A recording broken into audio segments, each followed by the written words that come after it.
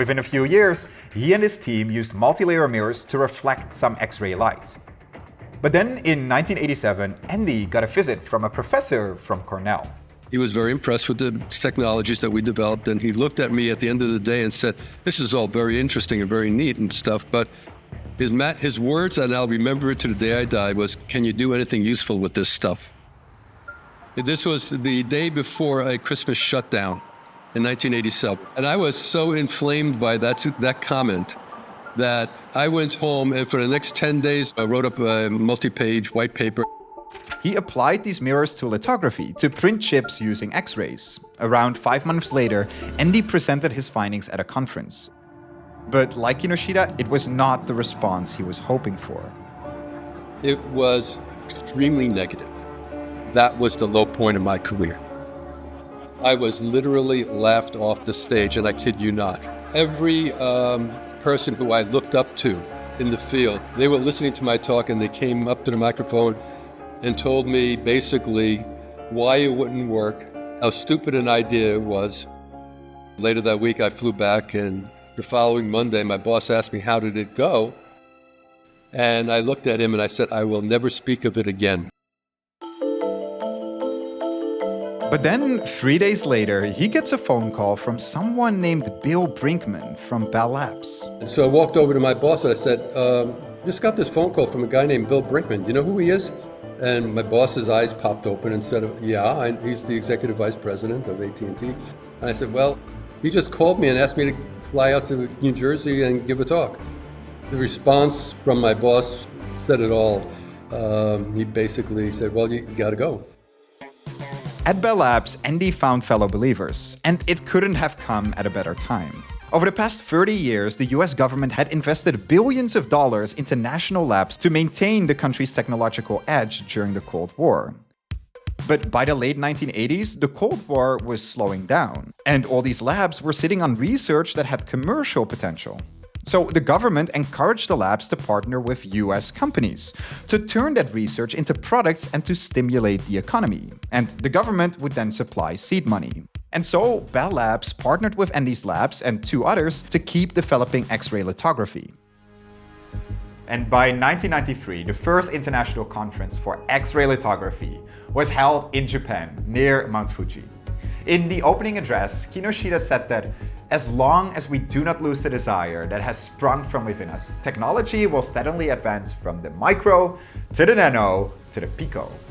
They even gave the technology a new name: extreme ultraviolet lithography, or just EUV. But then in 1996, the US government cut funding for the project. This spelled disaster for the big chip companies like Intel. The industry estimated that the 193 nanometer lithography tools would fall behind Moore's Law by 2005. But there were no other alternatives. So Intel, Motorola, AMD, and other companies got together and invested $250 million to keep it going, making it the largest investment ever by private industry in a Department of Energy research project. By the year 2000, the labs had produced this, the engineering test stand. It was the first fully functioning EUV prototype.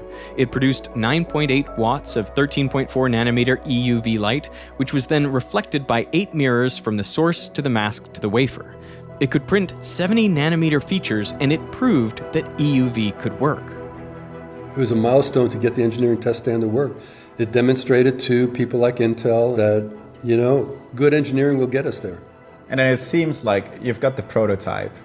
It shouldn't be too hard to then commercialize it. That's what they thought.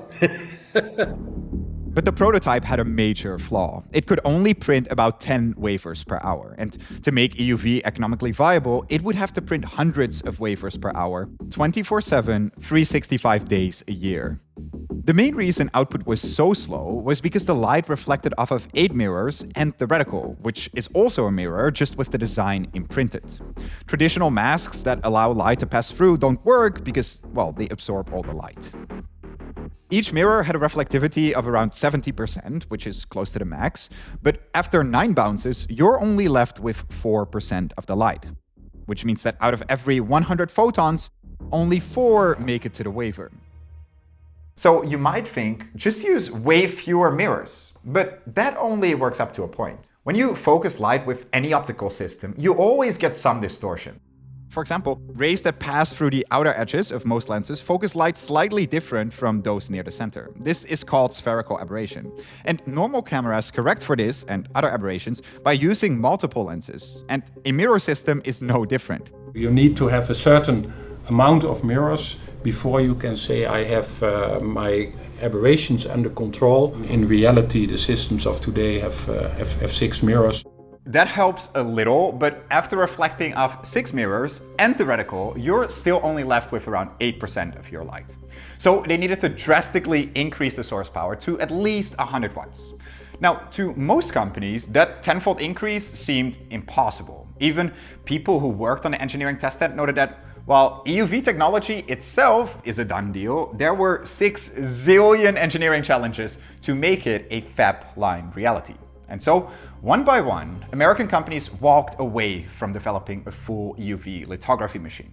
That left just one company, ASML. ASML, which used to stand for Advanced Semiconductor Materials Lithography, is located in a small, nondescript town in the Netherlands. It spun off from Philips back in the 80s with little more than a shed and a barely working wafer stepper to its name. But Philips also gave them people, Jos Benschop, ASML's first researcher, and Martin van den Brink, who would eventually become ASML's CTO and EUV's greatest champion. And he's really like the Steve Jobs of lithography. And he saw EUV coming. ASML had joined the US EUV consortium earlier, and now it became their task to find a way to commercialize EUV. They would work together with their German partner Zeiss, where Zeiss would take care of the mirrors and ASML would focus on the light source. One of the first decisions when making any lithography system is deciding which wavelength to use. In the early days, anything between 5 and 40 nanometers was explored. Okay. The thing is, you need to find a source and you need to find optics that reflect the wavelengths. Right. So you have to look for the combination. Underwood and Barbie had already made mirrors that could reflect light of around 4 nanometers. And since that wavelength is so small, it seems like the obvious choice. But the maximum reflectivity for those mirrors was only around 20%. So after hitting 6 mirrors and the reticle, you're just left with 0.00128% of the light, which is way too low. Fortunately, further researchers also looked at 2 other pairs. Silicon and molybdenum, which had a theoretical maximum reflectivity of 70% for wavelengths around 30 nanometers, and molybdenum and beryllium, with a theoretical maximum reflectivity of 80% for wavelengths around 11 nanometers. So the choice seemed obvious, right? I mean, pick the shorter wavelength and the higher reflectivity. But it turns out that beryllium is extremely toxic and it's also difficult to handle. So scientists focused on silicon and molybdenum instead. To make the mirrors, Zeiss used a process called sputtering. A target of coating material is bombarded with either plasma or ions, causing atoms to be ejected, fly off, and stick to the mirror.